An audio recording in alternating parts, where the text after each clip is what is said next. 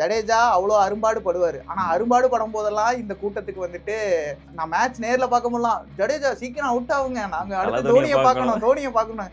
இப்போ பார்த்தா அத்தனை பேரும் ஐயோ ஏன் ஜடேஜாவை அனுப்புறீங்க, ஏன் ஜடேஜாவை அனுப்பு.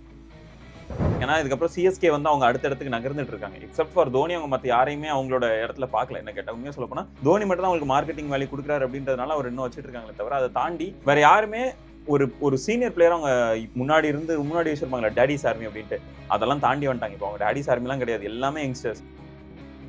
சீனியர் பிளேயர்ஸ் எல்லாம் கொஞ்சம் கொஞ்சமாக வழி விடுறது நல்லது. இந்த ஜடேஜா வெளியே போனது வந்து ஜடேஜாக்கு நல்லதான் தெரியாது, ஆனால் சிஎஸ்கேக்கு ரொம்ப நல்லதான். அது ருத்ராஜ் மேல நான் வந்து ஒரு பரிதாபம் தான் வருது. ஏன்னா ருத்ராஜை வந்து தே டிட் ஹிம் டர்ட்டி என்ன கேட்டால். அவங்க சிஎஸ்கே வந்து ஒரு நியாயமான ஒரு நல்ல டீமை ருத்ராஜ் கொடுக்கவே இல்லை போன சீசன். இதுனா 35 வயசு ஆனதுக்கு அப்புறமும் கூட மொயின் அலி நல்லா தான் ஆடிட்டு இருந்தாரு, ஹசி நல்லா தான் ஆடிட்டு இருந்தாரு, ஷேன் வாட்சன் நல்லா ஆடிட்டு இருந்தாரு, டுப்ளெசிஸ் நல்லா தான் ஆடிட்டு இருந்தாரு. அவங்களும் 35 தாண்டினதுக்கு அப்புறம் நல்லா ஆடிட்டு இருந்த பிளேயர்ஸ். ஆனா அது எல்லாத்தையும் விட்டுட்டு நீங்க இங்க எடுத்த போன சீசன் எத்தனை ஓவர்சீஸ் பிளேயர்ஸ் நீங்க குவாலிட்டியா எடுத்தீங்க சிஎஸ்கேல? கிடையாது. Overseas players quality Overseas players கிடையாது. சீனியர் இந்தியன் பிளேயர்ஸ் வந்து பார்த்தோன்னா அவங்களும் நல்ல குவாலிட்டியான பிளேயர்ஸ் கிடையாது. அந்த ட்ரேட்ல பார்க்குற ஒரே ஒரு முக்கியமான ஆஸ்பெக்ட் யாருன்னா இல்லை அவங்களுக்கு ரவீந்திர ஜடேஜாவோட ஒரு பிக்கர் ட்ரேட் வந்து சாம் கரன். போன சீசன்லாம் பார்த்துட்டீங்க அப்படின்னா அவங்க அத்தனை மேட்ச் கடைசி பால் வரைக்கும் கொண்டு வருவாங்க, தோத்துருவாங்க. நீங்கள் ராஜஸ்தான் ராயல்ஸ் கடைசியில் அவங்க விழுந்ததுக்கு காரணமே அவங்களோட டெத் ஓவர்ஸில் அவங்களோட பேட்டிங் தான். ஸ்பின்ல வந்து ராஜஸ்தான் ராயல்ஸ் ஆல்ரெடி கொஞ்சம் ஸ்ட்ராங்காக இருந்தாங்க.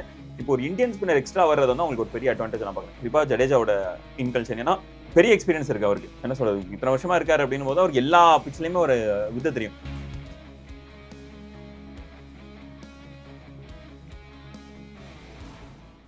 ரீடர்லி நேர்களுக்கு வணக்கம். இவ்வளோ நாளாக ஸ்பெகுலேஷன்ஸ்னு சொல்லிகிட்டே இருந்தோம். அது அஃபிஷியல் அனௌன்ஸ்மெண்ட்டாக வந்துருச்சு. சிஎஸ்கே அறிக்கையை வெளியிட்டுட்டாங்க.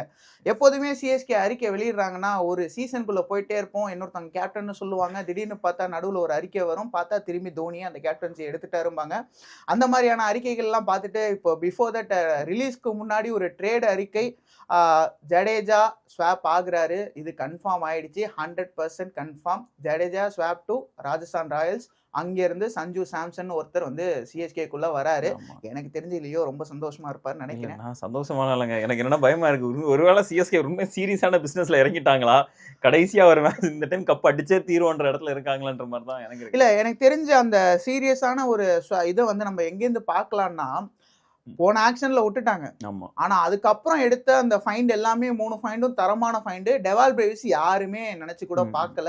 சம இது, அதுவும் 2.25 கோடிக்கு குர்ஜப்னீத்துக்கு பதிலா ஒரு ஓவர்சீஸ் ஸ்லாட்டை வந்து ஃபில் பண்ணதெல்லாம் வந்துட்டு அது வழக்கமா சொல்ற மாதிரி ஹைலி மாஸ்டர் ஸ்ட்ரோக்குன்னு தான் சொல்லுவேன். சரி, நம்ம இப்போ இந்த கதைக்கு வருவோம். இந்த அறிக்கையை படிச்சிங்களா? பார்த்துட்டு சரி ஓகே ரைட். என்ன நீங்க இன்னும் ஒரு முக்கியமானதை நீங்க சொல்லிட்டீங்க. இந்த ஸ்வாப் டீல்ல ஒரு முக்கியமான ஆஸ்பெக்ட் மறந்துட்டீங்க. ஜடேஜா மட்டும் போகல, சாம் கரனும் சேர்த்து போறாங்க. ஸோ அங்கே 2 பேர் பிளஸ் இங்க இவர் ஜடேஜா உள்ள வராரு, ஐ மீன் லைக் சஞ்சு சாம்சன் உள்ள வராரு. இது ஃபேரான ஒரு ட்ரேடு தான் நான் பார்க்குறேன். நான் முன்னாடி சொன்னேன்ல, சஞ்சு சாம்சன் ஃபார் ஜடேஜா அப்படின்றது ரொம்ப ஒரு அன்ஃபேரான ஒரு ட்ரேடாக நான் பார்த்தேன். ஏன்னா அதில் வந்து சஞ்சு சாம்சனோட வேல்யூ வந்து மச் ஹையர் தேன் ஜடேஜா என்ன கேட்டால் கரண்ட் மார்க்கெட்டில். அப்படின்னும் போது நீங்கள் ஜடேஜா மட்டும் கொடுத்துட்டு சஞ்சு சாம்சனை மட்டும் உங்கள் டீமில் எடுக்கிறது அப்படின்றது ஒரு சுயநலத்தனம் அப்படின்ற மாதிரி நான் நினச்சேன். அண்ட் சாம் கரன் அங்கே சேர்த்து அனுப்புனது ராஜஸ்தானுக்குமே அது ஒரு நியாயமான ஒரு ப்ரைஸாக தான் நான் பார்க்குறேன். ஓகே, அதுக்கு முன்னாடி அவங்க அண்ணன் டாம் கரன் அங்கே இருந்து ரொம்ப பாடுபட்டு இருந்தாரு ராஜஸ்தான் ராயல்ஸில். அதை மறக்கவே முடியாது. ஏன்னா டாம் கரன் வந்து எப்படியோ அடிச்சு பிடிச்சி நிற்கும் போது டாம் கரனால அந்த மேட்ச் காலியான மேட்ச் எல்லாம் இருக்கு ராஜஸ்தான் ராயல்ஸ்க்கு. அந்த பீரியட், அந்த லாக்டவுன் முடிஞ்ச பீரியட்லலாம் அப்படிலாம் மேட்சஸ் பார்த்துட்டு இருந்தோம். ஜோக்ஸ் அப்பார்ட், இப்போ என்னன்னா ஜடேஜா போறாரு, அது கன்ஃபார்ம் ஆயிடுச்சு. திரும்ப நான் அதுக்குள்ளேயே தான் நிக்கிறேன். ஏன்னா என்னன்னா இத்தனை ஏத்துக்க முடியலன்னு இல்ல, எங்க தலைவர் தளபதி அவரை இப்பதான் கொஞ்சமா, அதாவது என்னன்னா ஜடேஜா அவ்வளோ அரும்பாடு படுவாரு. ஆனா அரும்பாடு படும் போதெல்லாம் இந்த கூட்டத்துக்கு வந்துட்டு ஜடேஜா நான் மேட்ச் நேர்ல பார்க்க முடியலாம், ஜடேஜா சீக்கிரம் அவுட் ஆகுங்க, நாங்க அடுத்து தோனியை பார்க்கணும்.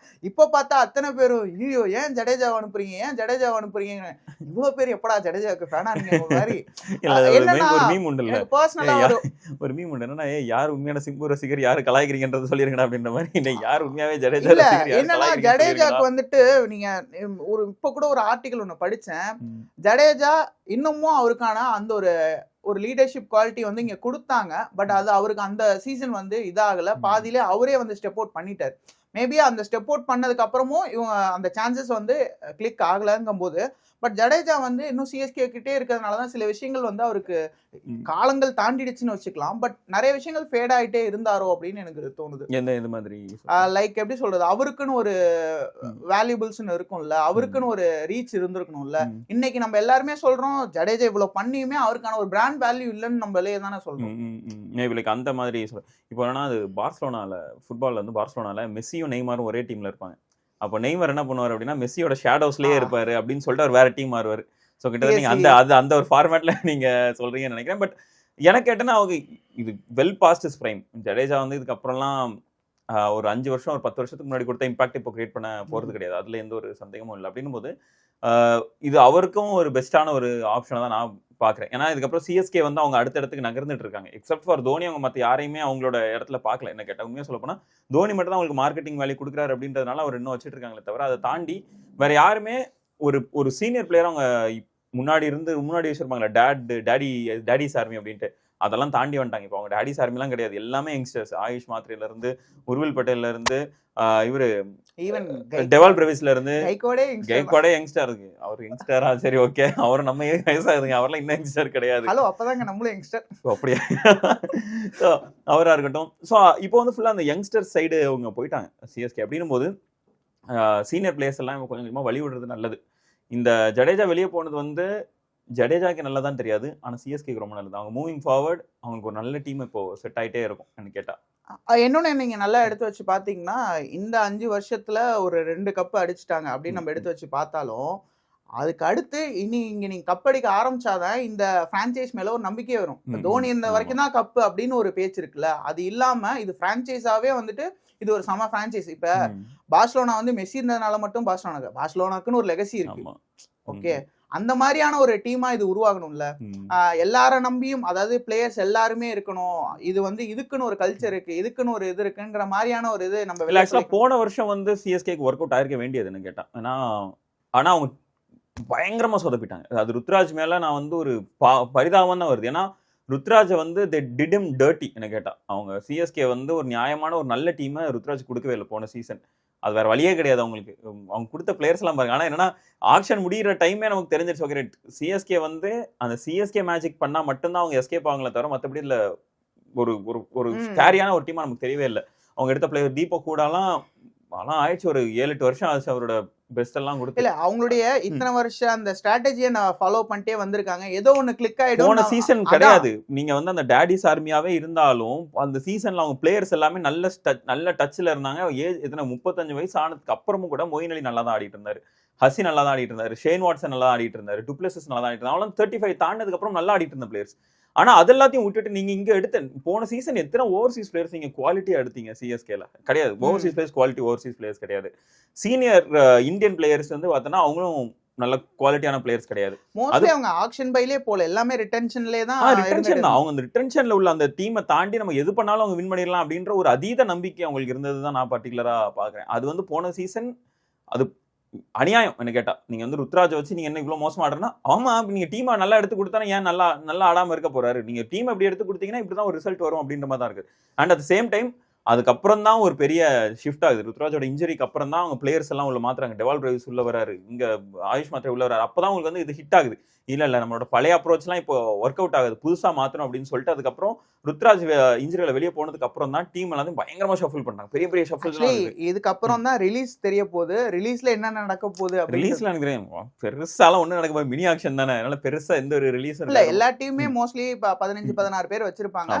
இங்கேயும் ஒரு செட் ஆஃப் லிஸ்ட் ஆல்ரெடி வந்துருச்சு, கிட்டத்தட்ட ஆல்மோஸ்ட் கன்ஃபார்ம்ங்கிற மாதிரி. ஆனா ஒரு ஷாக் என்னன்னா ரச்சின் ரவீந்திராவும் ரிலீஸ் பண்றாங்க அப்படின்னு சொல்றாங்க. இப்போ உங்களுக்கு சஞ்சய் சாம்சன் உள்ள வந்துட்டாரு, ருத்ராஜ் உள்ள இருக்காரு, ஆயுஷ் மாத்ரே இருக்காரு, ஒன்ல உர்வில் பட்டேல் இருக்காரு.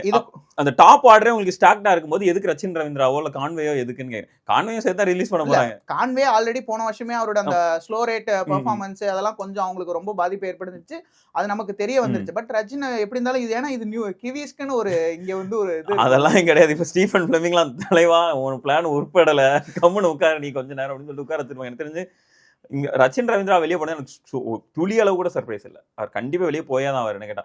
அவரை உண்மையா சொல்ல போனா அவர் ரிலீஸ் ஆக ரிட்டைன் பண்ணாதான் எனக்கு சர்ப்ரைஸா இருக்கும். எனக்கு என்னன்னா இப்ப ஹேமந்த் பதானி அந்த ஒரு இதுதான் சொல்லுவார்ல, ரச்சின் ரவீந்திரா மேல அவருக்கு என்ன காண்டோ என்னமோ இவரு மேல ஸ்டீபன் பிளேமிங் மேல என்ன காண்டோ என்னமோ தெரியல. அவர் இத்தனை இதுல லீக்ல வந்துட்டு கோச்சஸா இருக்காரு. பட் ஆனா ஐபிஎல் மட்டும் தான் அவரால் அடிக்க முடிச்சு. நான் அப்படி இல்ல, நான் இதெல்லாம் அடிச்சிருக்கேன்னு சொல்லிட்டு ஐபிஎலுக்கு வரும்போது அது ரொம்ப பெரிய ஒரு மீம் டெம்ப்ளேட்டா மாறிச்சு பாத்தீங்களா Hemant Badauni.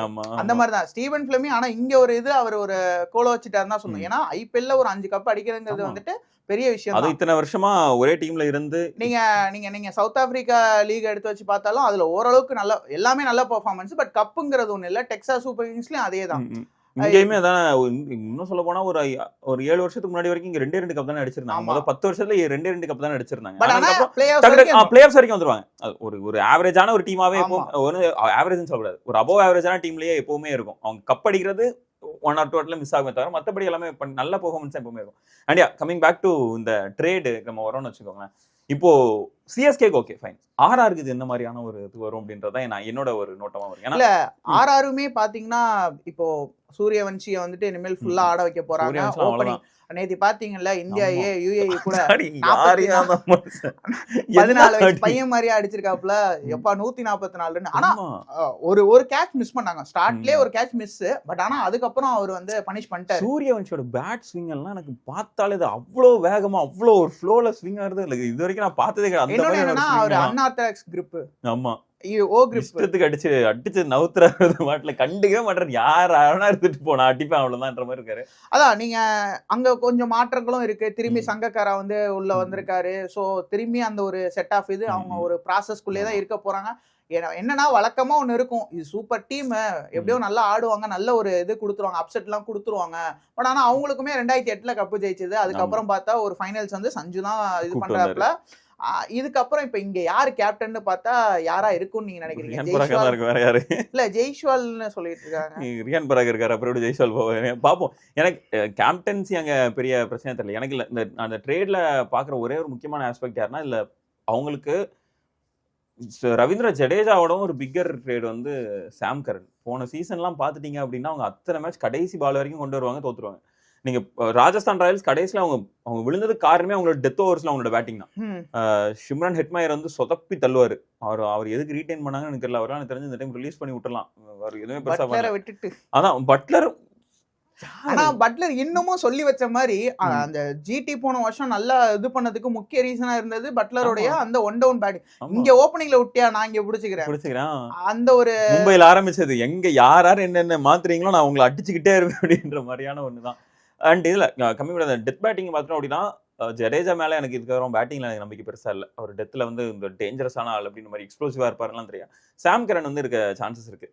And at same time அவங்களுக்கு இப்போ ஸ்பின்ல வந்து ராஜஸ்தான் ராயல்ஸ் ஆல்ரெடி கொஞ்சம் ஸ்ட்ராங்கா இருந்தாங்க. இப்போ ஒரு இந்தியன் ஸ்பின்னர் எக்ஸ்ட்ரா வர்றது வந்து அவங்களுக்கு ஒரு பெரிய அட்வான்டேஜ் நான் பாக்குறேன். குறிப்பா ஜடேஜாவோட இன்கல்ஷன். ஏன்னா ஒரு பெரிய எக்ஸ்பீரியன்ஸ் இருக்கு அவருக்கு. என்ன சொல்றது, இத்தனை வருஷமா இருக்காரு அப்படின்னும் போது அவருக்கு எல்லா பிச்சிலையுமே ஒரு வித்தை தெரியும். அங்க ஹசரங்கா இருக்காரு, தீக்ஷனா இருக்காரு. தீக்ஷனா வந்து போன சீசன் பெருசா கிளிக் ஆகல.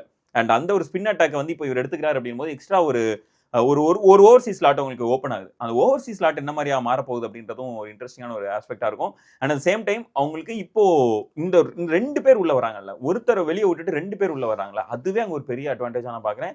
ராஜஸ்தான் ராயல்ஸ் போன சீசனை விட இந்த சீசன்ல பெட்டரா நடந்துட்டாங்க. ஓவர்சீஸ் ஸ்லாட் வந்து பெருசா இல்ல, அதுக்கு ஒரு ரிலீஸ் பண்ணிட்டு சாம் கரனை உள்ள எடுக்கிறதாவும் பேச்சு சொல்றாங்க. அங்க இருக்கிற ஓவர்சீஸ் பிளேயர் யார், ரோமன் பவுல கூட தூக்கி போடுவான். ரோமன் பவுலாம் போன சீசன் எதுவுமே பண்ணல. அவர் ரோமன் பவுல் எதுவுமே பண்ணல. அங்க ஷிம்ரன் ஹெட்மேர் எதுவுமே பண்ணல. ராஜஸ்தான்ல அந்த டெத் பேட்டிங்க்குன்னு வச்சிருந்த ஒரு பஞ்ச் இருக்குல்ல, அவங்க எதுவுமே பண்ணல போன சீசன். அவங்க ஓப்பனிங் நல்லா போயிட்டு இருந்தது. சூரியவன்ஷி நல்லா பண்ணிருந்தாரு. இவர் ரியான் பராக் 2-3 மேட்ச்ல நல்லா பண்ணிருந்தாரு அப்படின்னு சொல்லிட்டு ஒவ்வொருத்தரா அது இருக்காங்க. த்ரூ ஜுரல் 1-2 மேட்ச்ல கொஞ்சம் ஆடினாரு. பட் ஆனா அவருக்கு அந்த T20க்கான அந்த வெண்ணமா அந்த இதுல இல்ல, அவர் காட்டல பெருசா. அப்படின்னும் போது டெத் பேட்டிங் வந்து படுத்துருச்சு. அவங்க ஓப்பனிங்ல எந்த அளவுக்கு எக்ஸ்ப்ளோசிவா இருக்காங்க, டெத் பேட்டிங் அந்த அளவுக்கு மோசமா இருந்தாங்க. அந்த டெத் பேட்டிங்கை தூக்கி பிடிக்கிறதுக்கு பண்ணிக்கிறேன் சாம் கரனும் ஜடேஜா டு அன் எக்ஸ்டென்ட் அங்க வரலாம் அப்படின்ற மாதிரி தான் எனக்கு பர்டிகுலரா ஃபீல் ஆகுது. அண்ட் இந்த ட்ரேட் வந்து சிஎஸ்கேக்கு எந்த அளவுக்கு ஒரு பாசிட்டிவான ட்ரேடோ அதே அளவுக்கு பாசிட்டிவான ட்ரேட் நான் ராஜஸ்தானுக்கு பாக்குறேன். சரி ரிலீஸை பார்த்துட்டு ரிட்டன்ஷன் லிஸ்ட் எல்லாமே என்னன்னு இருக்கு மற்ற டீம்லாம் பார்த்துட்டு வழக்கம் போல கடப்பார டீம் எதுன்றத பேசி பேப்பர்ல கடப்பார டீம் அதை முதல்ல சொல்லிடுவோம். ஏன்னா கடப்பார டீம்னு சொன்னீங்க 10வது இடத்துல கிடக்காங்க அப்படின்னு அதான் அப்புறம் பாட்டுக்கும் பேப்பர்ல கடப்பார டீமா எது இருக்குங்கிறத பாத்திரலாம். ஏன்னா அதுதான் என்னது உலக நியதிங்கிற மாதிரி முடிச்சுட்டு வரும்.